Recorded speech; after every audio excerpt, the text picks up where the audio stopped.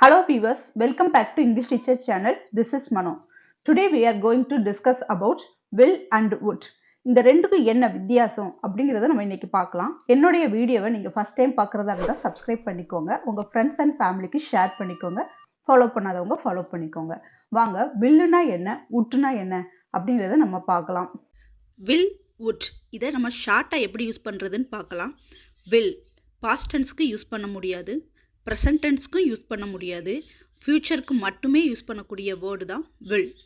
ஆனால் வுட் வந்து பாஸ்ட் டென்ஸ்க்கும் நீங்கள் யூஸ் பண்ணலாம், ப்ரெசன்ட் டென்ஸ்க்கும் யூஸ் பண்ணலாம், ஃப்யூச்சருக்கும் யூஸ் பண்ணலாம். சிம்பிளாக சொல்லணும் அப்படின்னா வில்லு வந்து இனிமேல் நடக்க போகிற விஷயங்களுக்கு மட்டுமே நம்ம பயன்படுத்தணும். ஆனால் வுட்டு வந்து நம்ம ஏற்கனவே நடந்திருக்கோம், இப்போ அது நடந்துகிட்ருக்கோம், ஃப்யூச்சர்லேயும் அது நடக்கும். அப்போ கண்டினியூஸாக ஒரு செயல் வந்து உங்களுக்கு ரெகுலராக நடந்துக்கிட்டு இருக்கிற விஷயங்களுக்கு வுட் யூஸ் பண்ணணும். For example, she will go to the movies with him. அவள் அவனுடன் சினிமாவிற்கு செல்வாள் அப்படிங்கிறதான் இதோட பொருள்.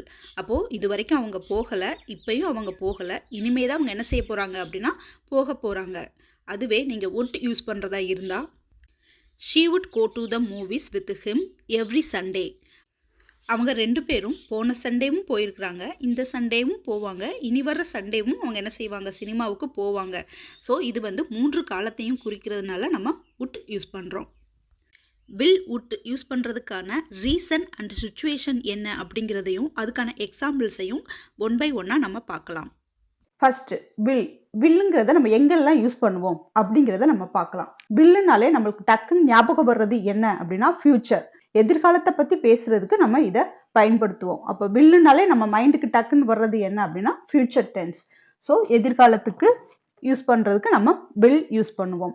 வேற எதுக்கெல்லாம் யூஸ் பண்ணுவோம் அப்படின்னு கேட்டால் ப்ரிடிக்ஷன்னா ஒரு கருத்து கணிப்புன்னு சொல்லுவாங்க இல்லையா, அந்த மாதிரி தான்.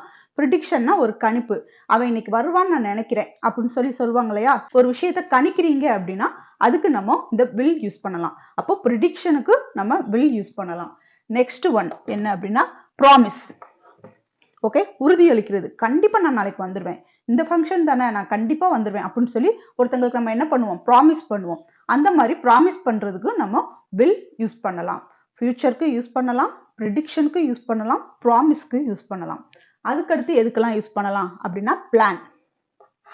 நாளைக்கு நம்ம கண்டிப்பா கோயிலுக்கு போறோம் அப்படின்னு பிளான் பண்ணுவாங்க. இல்லை அப்படின்னா நாளைக்கு நம்ம ஸ்கூல் முடிஞ்ச உடனே கண்டிப்பா அந்த பார்க்குக்கு போயிட்டு தான் நம்ம வீட்டுக்கு போகணும் அப்படின்னு சொல்லி பிளான் பண்ணுவாங்க. ஏதாவது ஒரு விஷயத்த முன்னாடியே நம்ம பிளான் பண்றதுக்கு வில் யூஸ் பண்ணலாம். சரிங்களா? அடுத்தது இன்டென்ஷன் அப்படின்னா ஒரு நோக்கம், ஒரு நோக்கத்துக்காகவும் நம்ம வில் யூஸ் பண்ணலாம். அடுத்தது சர்டைனா உறுதி. ப்ராமிஸை வந்து வாக்குறுதின்னு சொல்லுவாங்க, பட் சர்டைன்ங்கிறது உறுதி அளிக்கிறது. இப்போ நம்ம எக்ஸசைஸோட பார்க்கலாம், இன்னும் நம்மளுக்கு ஈஸியா புரியும். ஃபர்ஸ்ட் சென்டென்ஸ் பாருங்க, நாளை கூட்டத்தில் கலந்து கொள்வேன் அப்படின்னு சொல்லியிருக்காங்க. இப்போ இதை எப்படி வில் வச்சு யூஸ் பண்றதுன்னு பார்க்கலாம். ஃபர்ஸ்ட் இந்த சென்டென்ஸ்க்கு சப்ஜெக்ட் நம்ம எழுதணும். இந்த சென்டென்ஸ்க்கு சப்ஜெக்ட் என்ன அப்படின்னா கலந்து கொள்வேன் அப்படிங்கும் போது ஒரு ஃபர்ஸ்ட் பர்சன் தான் இந்த சென்டென்ஸை சொல்லி இருக்கிறாங்க. அப்ப நம்ம இங்க என்ன எழுதணும் அப்படின்னா ஐ. அடுத்து வேர்ப் என்ன இந்த சென்டென்ஸ்ல, கலந்து கொள்றதுதான் இங்க வேர்ப். கலந்து கொள்றத நம்ம என்ன சொல்லுவோம், அட்டன் அப்படின்னு சொல்லுவோம். ஆனா அட்டன் போடுறதுக்கு முன்னாடி நம்ம என்ன போடணும், ஏற்கனவே நம்ம கேன் வச்சு ஒரு சென்டென்ஸ் பார்க்கும்போது ஒரு ஃபார்மட் யூஸ் பண்ணோம், ஞாபகம் இருக்கா? எஸ், என்னது, சப்ஜெக்ட், கேன், வேர்ப், அடுத்து வர்ற ஆப்ஜெக்ட்ஸ் எதுனாலும் நம்ம யூஸ் பண்ணிக்கலாம் அப்படின்னு பார்த்தோம். அதே மாதிரிதான் வில்லுக்கு நீங்க ஒரு சென்டென்ஸ் எழுத போறீங்கன்னா ஃபர்ஸ்ட் சப்ஜெக்ட் எழுதணும், அடுத்து வில் எழுதணும், அடுத்து வேர்ப் எழுதணும், அதாவது வேர்ப் 1 ஃபார்மேஷன் எழுதணும், அடுத்து உங்களுக்கு தேவையான ஆப்ஜெக்ட் நம்ம போட்டுக்கலாம். ஓகே, இதுதான் சென்டென்ஸோட ஸ்ட்ரக்சர். இதை வச்சுதான் நம்ம சென்டென்ஸை இன்னைக்கு ஃபார்ம் பண்ண போறோம். சரியா? இப்போ சப்ஜெக்ட் போட்டோம், அடுத்து என்ன போடணும், வில் போடணும். வில்லுக்கு அடுத்து என்ன வரும், அட்டன், அதாவது வேர்ப் வரும். இங்க வேர்ப் என்ன அப்படின்னா அட்டன் தான் வேர்ப். கலந்து கொள்றதுதான் இங்க வேர்ப். எதுல கலந்துக்கிறாங்க அப்படின்னு கேட்டா கூட்டத்துல கலந்துக்கிறது தான் அவங்க சொல்லியிருக்கிறாங்க. சோ கூட்டத்தில் அப்படின்னு நம்ம எழுதும் போது என்ன போடணும் அப்படின்னா த மீட்டிங்.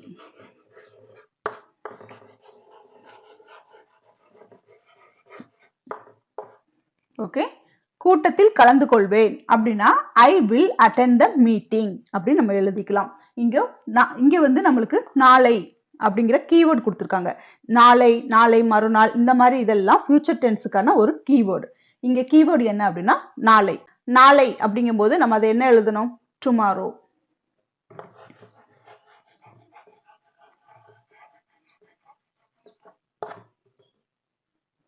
ஓகேங்களா?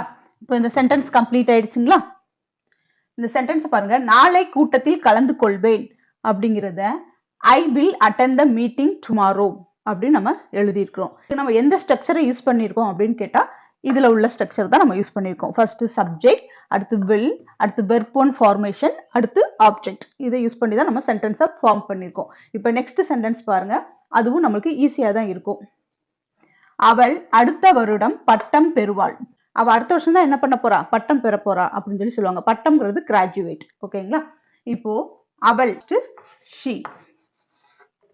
சப்ஜெக்ட் எழுதியாச்சு. சப்ஜெக்ட் அடுத்து என்ன போடணும்? வில் போட்டாச்சு.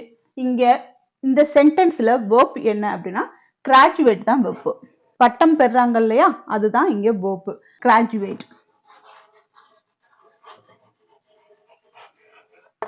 Okay, graduate. இந்த பட்டத்தை அவங்க எப்ப பெற போறாங்க அப்படின்னா அடுத்த வருடம். ஃபியூச்சர் டென்ஸ்க்கான கீவேர்ட்ல இதுவும் ஒண்ணு. அடுத்த வருடம் அப்படிங்கும் போது நெக்ஸ்ட் இயர்.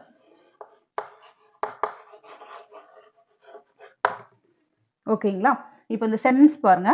அவள் அடுத்த வருடம் பட்டம் பெறுவாள் அப்படின்னு சொல்லி சொல்லியிருக்காங்க. she will graduate next year அப்படின்னு நம்ம எழுதியிருக்கிறோம். இப்போ நெக்ஸ்ட் சென்டென்ஸ் பாருங்க. அவர்கள் சென்னைக்கு பயணம் செய்வார்கள் அப்படின்னு கொடுத்துருக்கு. இங்கேயும் நம்மளுக்கு என்ன கொடுத்துருக்காங்க அப்படின்னா சப்ஜெக்ட் கொடுத்துட்டாங்க. ஸோ அவர்கள் தான் நம்மளுக்கு இங்க சப்ஜெக்ட். அவர்கள்னு சொல்லும்போது நம்ம தே யூஸ் பண்ணணும். சரிங்களா? சப்ஜெக்ட் எழுதியாச்சு. அடுத்து வெர்ப்புக்கு முன்னாடி நம்ம என்ன எழுதணும்? வில். வில்லும் போட்டாச்சு. இங்க இந்த சென்டென்ஸ்ல நம்மளுக்கு வெர்ப் என்ன அப்படின்னா பயணம், அதாவது டிராவல். டிராவல் தான் நம்மளுக்கு இங்க என்ன அப்படின்னா வெர்ப். ஸோ இந்த வெர்ப்புக்கு டிராவல் அதையும் எழுதியாச்சு. They will travel. அவர்கள் பயணம் செய்வார்கள் அப்படின்னு சொல்லலாம். ஆனா எங்க பயணம் செய்யறாங்க? சென்னை. அப்போ நம்ம சென்னையும் இதுல ஆட் பண்ணணும். அப்ப சென்னைக்கு பயணம் செய்யறாங்க. சென்னைக்கு அப்படின்னு சொல்லும் போது இக்குன்னா நம்ம என்ன போடணும்? டு. சென்னைக்கு பயணம். அப்ப சென்னை. ஓகேங்களா? இப்போ இந்த சென்டென்ஸ் என்ன ஆயிடுச்சு? ஃபுல்ஃபில் ஆயிடுச்சு. அவர்கள் சென்னைக்கு பயணம் செய்வார்கள் அப்படிங்கிறத நம்ம they will travel to Chennai அப்படின்னு நம்ம எழுதியிருக்கோம். இப்போ இந்த சென்டென்ஸ் நம்மளுக்கு மேக் பண்றதுக்கு ரொம்ப ஈஸியா இருக்கு. இந்த மாதிரி சுச்சுவேஷனுக்கு வில் யூஸ் பண்ணணும் அப்படிங்கிறது உங்களுக்கு இப்போ தெளிவா புரிஞ்சிருக்கும். உட் எப்படி பயன்படுத்துறது, அது எந்த மாதிரி சுச்சுவேஷனுக்கெல்லாம் நம்மளுக்கு பயன்படுது அப்படிங்கிறத நம்ம பார்க்கலாம். ஃபர்ஸ்ட் உட். உட்டுங்கிறத நம்ம எங்கெல்லாம் பயன்படுத்துவோம் அப்படின்னா கண்டிஷனல். கண்டிஷனல்னா நிபந்தனையோட ஒரு சுச்சுவேஷனை சொல்லும் போது நம்ம கண்டிஷனல் கிளாஸ்க்கு நம்ம இதை யூஸ் பண்ணுவோம். அடுத்தது ஹைபோதெட்டிக்கல். ஹைபோதெட்டிக்கல்னா ஒரு அனுமானம். ஓகே, நான் அவர் இன்னைக்கு வருவாருன்னு நினைக்கிறேன், இது நடக்கும் அப்படிங்கிற ஒரு அனுமானம். அதுக்கு நம்ம இதை யூஸ் பண்ணலாம். நாளைக்கு கண்டிப்பா மழை வரும், அது வருமா வராதான்னு தெரியாது, பட் இருந்தாலும் அது ஒரு அனுமானத்துல வச்சிருப்பாங்க. அந்த மாதிரி இதுக்கு நம்ம உட் யூஸ் பண்ணலாம். அடுத்தது பொலைட். பொலைட் அமைதியா கேட்கறதுக்கும் ரெக்வஸ்டா கேட்கறதுக்கும் நம்ம உட் யூஸ் பண்ணலாம். அடுத்து பாசிபிலிட்டி. ஒரு விஷயம் இது கண்டிப்பா நடக்கும் அப்படிங்கிற பாசிபிலிட்டி இருந்தாலும் நம்ம உட் யூஸ் பண்ணலாம். அடுத்தது பாஸ்ட் ஹேபிட். ஒரு விஷயம் இது ஒரு ஹேபிட்ஸா கூட இருக்கு. நான் மாசம் அந்த ஆசிரமத்துக்கு போவேன் அப்படின்னு சொல்றதுக்கு, அப்படி இல்லை அப்படின்னா நான் வருஷம் ஒரு டைம் என்னோட சொந்த ஊருக்கு போவேன். இந்த மாதிரி ஒரு விஷயம் நீங்க கரெக்டா நீங்க அந்தந்த டயத்துல செய்யறீங்க அப்படின்னா அதுக்கு நம்ம உட் யூஸ் பண்ணலாம். பாஸ்ட் ஹேபிட் டெய்லியும் நீங்க செய்யறதா இருக்கலாம், இல்ல மாசத்துக்கு ஒரு டைம் செய்யறதா இருக்கலாம், இல்ல வருஷத்துக்கு ஒரு டைம் செய்யறதா இருந்தாலும் ஓகே. எப்படி செஞ்சாலும் அது ஒரு ஹேபிட்ஸ் மாதிரி, ஒரு பாசிட்டிவ் ஹேபிட்ஸ் மாதிரி தான். அந்த மாதிரி ஹேபிட்ஸ்க்கும் நம்ம உட் யூஸ் பண்ணலாம். நான் எப்போதாவது மதுரைக்கு செல்ல விரும்புகிறேன். ஓகேவா? அப்போ இன்னும் அவங்க மதுரைக்கு போகல, நான் எப்பயாவது கண்டிப்பா போகணும் மதுரைக்கு அப்படின்னு சொல்லி சொல்றாங்க. வில்லுக்கு என்ன ஸ்ட்ரக்சர் யூஸ் பண்ணணும்? ஒரு சப்ஜெக்ட் வரும், அடுத்து வில் யூஸ் பண்ணணும், அடுத்து வெர்ப் ஒன் ஃபார்மேஷன் போட்டு அதுக்கடுத்து ஆப்ஜெக்ட் நம்ம எழுதணும். அதே மாதிரிதான் இங்க வில்லுக்கு பதிலா உட் யூஸ் பண்ண போறோம். இப்போ ஃபர்ஸ்ட் நான், ஐ, அடுத்து என்ன வரணும்? உட். அடுத்தது வெர்ப் ஒன் ஃபார்மேஷன் இங்க என்ன? செல்ல விரும்புறது. ஓகே, அப்ப இது நம்ம ரெண்டையும் சேர்த்து தான் எழுத போறோம். ஓகேங்களா? ஐ வுட் எழுதியாச்சு. இங்க வெர்பு வந்து செல்ல விரும்புறது அப்படின்னு நம்ம சேர்த்து எழுதுறதுனால ஃபர்ஸ்ட் இங்க என்ன வரும் அப்படின்னா லவ். Love to visit. போவதற்கு, செல்வதற்கு இந்த மாதிரி சொல்லும்போது விசிட் அப்படின்னு நம்ம போட்டுக்கலாம். I would love to visit. நான் செல்ல விரும்புகிறேன். எங்க செல்ல விரும்புறாங்க? மதுரைக்கு.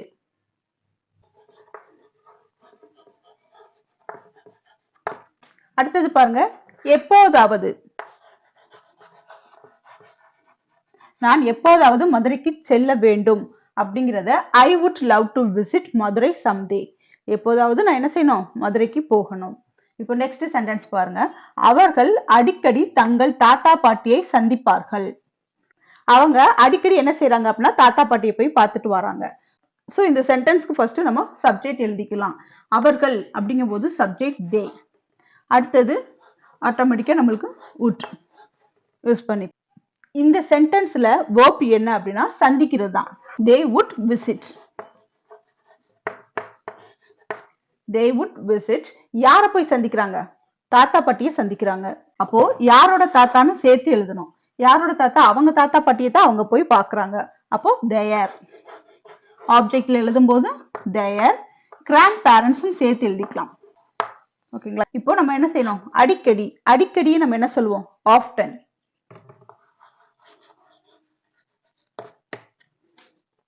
ஓகேங்களா? அவர்கள் அடிக்கடி தங்கள் தாத்தா பாட்டியை சந்திப்பார்கள் அப்படிங்கிறத they would visit their grandparents often. அடிக்கடி போய் பார்க்கறத often அப்படின்னு சொல்லி நம்ம சொல்லுவோம். இப்போ நெக்ஸ்ட் சென்டென்ஸ் பாருங்க, ரவி உடம்பு சரியில்லாமல் இல்லை என்றால் கலந்து கொண்டிருப்பான் அப்படின்னு கொடுத்திருக்காங்க.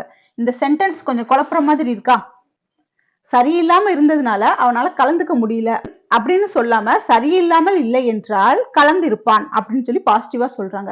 அவனுக்கு உடம்பு சரியா இருந்தா கலந்திருப்பான் அப்படிங்கிறது தான் இப்படி சுத்தி வளைச்சு சொல்றாங்க. ஃபர்ஸ்ட் இந்த சென்டென்ஸ் வந்து எப்படி இருக்குன்னு பார்க்கணும். இது வந்து ஒரு கண்டிஷனல்ல இருக்கு. கண்டிஷனல் கிளாஸ்னா நம்ம இஃப் வச்சு தான் சென்டென்ஸை ஃபார்ம் பண்ணணும். ஃபர்ஸ்ட் நம்ம சப்ஜெக்ட்ல இருந்து ஸ்டார்ட் பண்ணிடலாம். ரவி தான் நம்மளுக்கு இங்க சப்ஜெக்ட். Okay, would. ஆட்டோமேட்டிக்கா நம்மளுக்கு என்ன வந்துடும்? வுட். இந்த சென்டென்ஸ்ல கலந்து கொள்றதுதான் verb. So attend. கலந்து கொண்டிருப்பான். சோ இது past tenseல வர்றதுனால நம்ம attended போடுறோம்.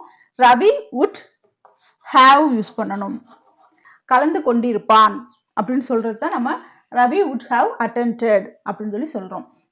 கண்டிஷனல் கிளாஸ் எழுதும்போது ஃபர்ஸ்ட் if அதை நம்ம யூஸ் பண்ணிக்கணும். யாருக்கு உடம்பு சரியில்லை? First he. ஓகே, ஏன்னா நம்ம ரவி ஆல்ரெடி எழுதிட்டோம். சரியா? அந்த சப்ஜெக்ட் இங்க வரும்போது நம்ம என்ன எழுதணும்? he எழுதுனா போதும். திரும்ப நம்ம பேர் எழுதணுன்ற அவசியம் கிடையாது. அடுத்து weren't sick. ஓகே, சிக்குன்னு எழுதாம weren't sickன்னு நம்ம எழுதியிருக்கோம். ஏன்னா இது நம்மளுக்கு நெகட்டிவ் சென்டென்ஸை பாசிட்டிவ்ல கொடுத்துருக்காங்க. அவனுக்கு உடல்நிலை இது சிக்குன்னா சரியில்லாம இருக்குது. இங்க weren't sick அப்படின்னா சரியில்லாமல் இருந்திருந்தால் அவன் என்ன செஞ்சிருப்பான்? கலந்து கொண்டிருப்பான். அதான் இந்த சென்டென்ஸ்க்கான மீனிங். So Ravi would have attended if he weren't sick. உடல்நிலை சரியில்லாமல் இல்லை என்றால் அவன் கலந்திருப்பான். இந்த மீனிங் தான். கிட்டத்தட்ட இந்த சென்டென்ஸ் பார்க்கறதுக்கு எப்படி இருக்குன்னா எஸ்ஐ சூர்யா டயலாக் மாதிரி இருக்கு. புரிஞ்ச மாதிரியும் இருக்கும், புரியாத மாதிரியும் இருக்கும். சரியா? இப்போ இந்த எக்ஸசைஸ் எல்லாம் பார்க்கலாம். இந்த எக்ஸசைஸுக்கு will யூஸ் பண்ணுமா would யூஸ் பண்ணுமான்னு சொல்லி நீங்க என் கூட சேர்ந்து ட்ரை பண்ண போறீங்க.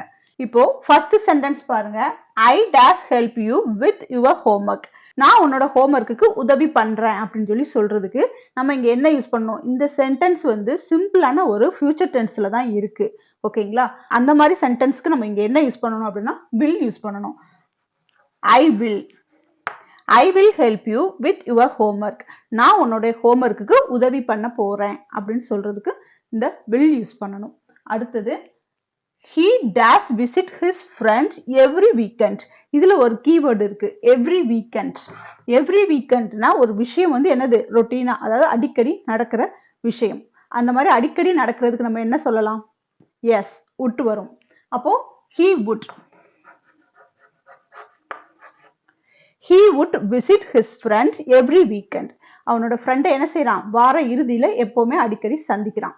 அடுத்த சென்டென்ஸ் பாருங்க, by next year I dash speak English confidently. Okay, அடுத்த வருஷம் நான் இங்கிலீஷை என்ன செய்வேன், கான்ஃபிடென்ட்டா பேசுவேன். இது கீவேர்டு என்னன்னா நெக்ஸ்ட் இயர். ஓகே, அப்போ இது ஒரு சிம்பிள் ஃபியூச்சர் டென்ஸா தான், இது வந்து ஒரு சிம்பிள் ஃபியூச்சர் டென்ஸா தான் இருக்கு. அப்படிங்கும்போது நம்ம இங்க என்ன போடணும்னா I will. Okay, by next year I will speak English confidently. If I won the lottery I dash by a mansion. அப்போ இந்த சென்டென்ஸை பார்த்தாலே தெரியுது இது வந்து ஒரு கண்டிஷனல் கிளாஸ்னு. ஏன்னா இஃப் வந்திருக்குது இல்லையா, ஸோ இது கண்டிஷனல் கிளாஸ். அப்போ இந்த கண்டிஷனல் கிளாஸ்ன்னு வந்துட்டாலும் நம்ம என்ன போடணும், would யூஸ் பண்ணணும். ஓகேங்களா, if I won the lottery I would buy a mansion. Okay, நான் லாட்ரியில் எனக்கு பணம் கிடைச்சிச்சுன்னா அதில் நான் வின் பண்ணிட்டேன்னா என்ன செஞ்சிருவேன், என்னுடைய மென்ஷனுக்கு நான் பணம் கட்டிடுவேன் அப்படின்னு சொல்றதுக்கு நம்ம இந்த சென்டென்ஸை யூஸ் பண்ணியிருக்கோம். ஆனால் லாட்ரி நம்ம ஸ்டேட்ல கிடையாது, அதை பிளாக் பண்ணிட்டாங்க. இப்போ நெக்ஸ்ட் சென்டென்ஸ் பாருங்க, I dash attend the concert next week. இந்த சென்டென்ஸ்க்கு வில் வருமா would வருமா அப்படிங்கிறத நீங்க என்னுடைய கமெண்ட் பாக்ஸ்ல சொல்லுங்க. Did you like this video? Please be like and share it with your friends. Please be subscribe to my channel. This is for easy to find out in my videos. Thank you for watching.